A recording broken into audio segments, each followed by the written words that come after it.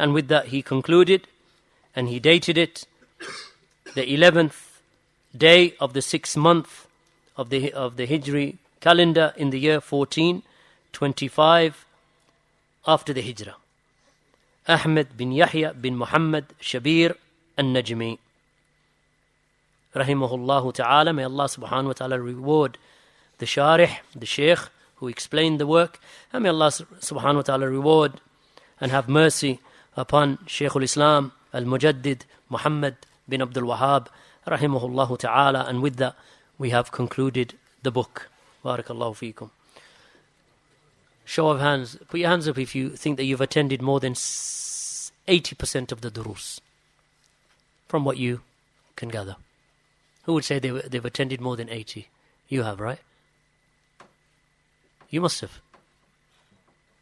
Samir? 70? 60? More than 50%? Ah, mashallah. More hands. So the rest of you, what, 10%? This is your first dars? Khair, inshallah. It is important,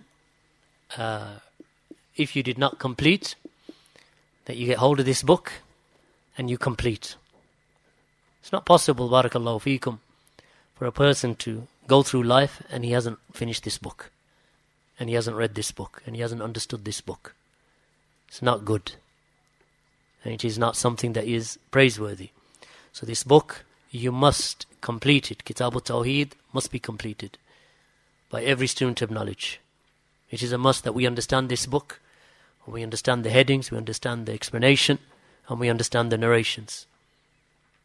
It is from the most tremendous of works that is suitable for every time, from that time till this time. Barakallahu feekum.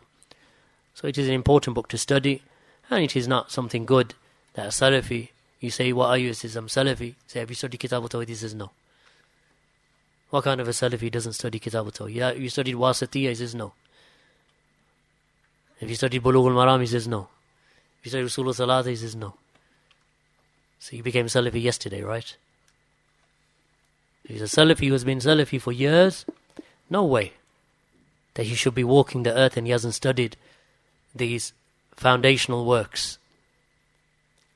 And from the best of them and the most excellent of them, in terms of that which has been authored by the scholars, is Kitab al-Tawheed and Al-Aqidatul Wasitiyah, in the Aqidah, both of them in Aqidah. Other than that, then of course Usul al-Thalatha and Bulugh al-Maram in Fiqh, Tafsir al-Sa'di in the commentaries of the Quran, or Ibn Kathir if you have the ability, but Sa'di is easier and more accessible. These are the works, barakallahu feekum, that must be studied. So if they are being taught in Birmingham, you can't afford to miss them.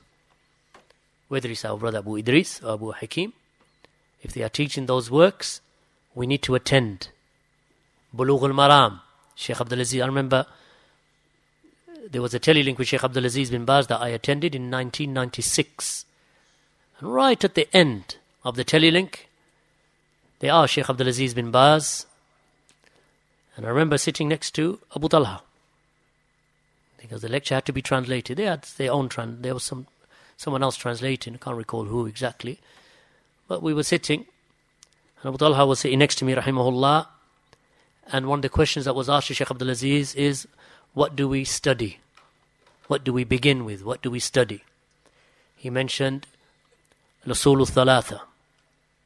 He mentioned Kitab al-Tawheed. He mentioned Al-Aqidatul Wasitiyah. He mentioned Bulugh al-Maram. And then he mentioned something in Tafsir, and I think, Allahu A'lam, but I don't recall fully. But it might have been Ibn Kathir, but I don't recall fully. But those others, I recall. That they must be studied, barakallahu feekum. You can't get away with not studying Aqidatul Wasitiyah, Kitab al-Tawheed, Salatul Usul. You can't get to Bulugh al-Maram even, or its equivalent, or something equivalent to Bulugh al-Maram, such as Umdatul Ahkam, something in fiqh, from a hadith perspective, Bulugh al-Maram comes from a hadith perspective. So does Umdatul Ahkam, comes from a hadith perspective. So you understand the fiqh because of the narrations that are brought in the book.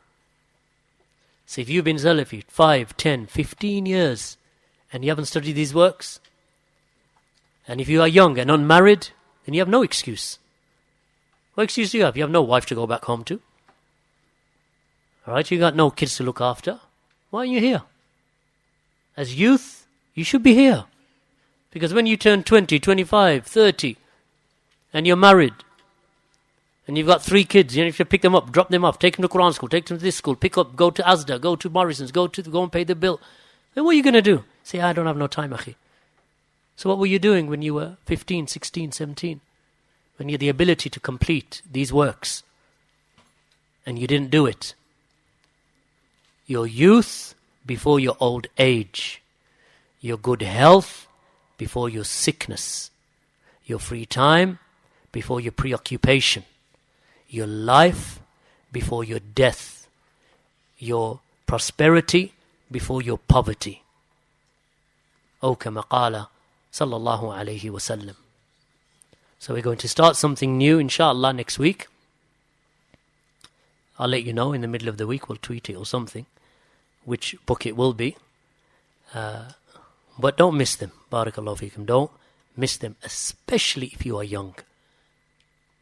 Especially if you are young. You have somewhere in the region. You have Abu Hakim. At least, 5, 6 duroos a week? You have these duroos here in this masjid. Sharh Sunnah Barbahari. Kitab al-Tawheed, okay, now completed. Bulugh al-Maram, Saturday mornings. 3 more there. That's 9. Then you have Abu Idris's. Actually, Abu Hakim does more than that. So, the youth should be attending. What are you doing at home? Eating? What are you doing? Mom got you in the kitchen? What are you doing, young men? What are you doing at home? What you're doing when you should be sitting in these duroos and benefiting with these years that Allah has given you, these 4 or 5 years. How many books can you get under your belt? So when you hear them, you recognize them. When you hear the evidences, you know them. When you hear it doesn't mean that you memorize the hadith, but just by virtue of sitting, the knowledge becomes accumulated. Bit by bit, it just gets accumulated. And before you know it, that you have a vast, store of knowledge that Allah subhanahu wa ta'ala has given you as guidance from Allah subhanahu wa ta'ala. So don't miss out. Don't be one generation Salafis. That your Salafiyah is just for your generation, and after you're gone, it's gone. Because you hardly had it, and your kids are going to have even less. Because that's the nature of things. Sahaba had a treasure of knowledge. That which was passed to the Tabi'een was going to be less. Because they are lesser in virtue than the Sahaba.